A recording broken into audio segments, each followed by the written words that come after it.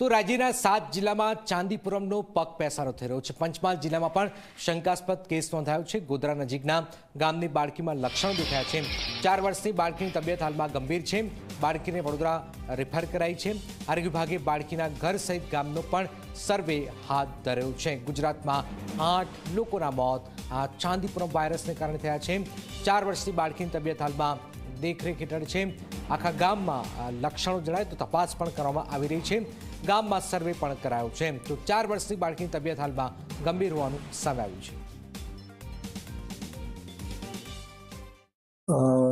આજરોજ તારીખ 16 જુલાઈના સવારમાં કોટડા ગામમાંથી એક 4 વર્ષની દીકરી જેને તાવ, ઝાડા અને શ્વાસ લેવામાં તકલીફ થતી હતી તેને દાખલ કરવામાં આવેલી અને તેને શંકાસ્પદ વાયરલ એન્કેફેલાઇટિસના લક્ષણો જણાવેલા।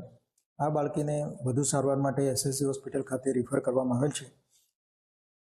આ બાળકીનું સિરમ સેમ્પલ લઈ અને એનઆઈવી ખાતે તપાસ માટે મોકલવામાં આવેલ છે। સદર વિસ્તારમાં પ્રાથમિક આરોગ્ય કેન્દ્ર સાપાની ટીમ મારફતે ત્યાં 15 વર્ષથી નાની ઉંમરના બાળકોનું ફીવર સર્વેલન્સ, ક્રેક ફિલિંગની કામગીરી અને મેલેથિયન ટેસ્ટિંગ કામગીરી કરવામાં આવેલ છે। જિલ્લામાં 15 વર્ષથી નાની ઉંમરના બાળકોને ફીવર સર્વેલન્સની કામગીરી કરવામાં આવનાર છે અને એના વિશે આઈસીયુ એક્ટિવિટી પણ કરવામાં આવેલી છે।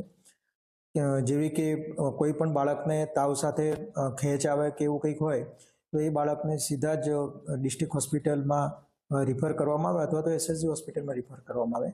નાના બાળકો સાંજના સમયે નીચે ન રમતા પલંગ ઉપર રમે એ ખાસ જોવાનું છે અને લાંબી બાયના કપડાં પહેરે માટેની આઈસી પણ કરવામાં આવે છે।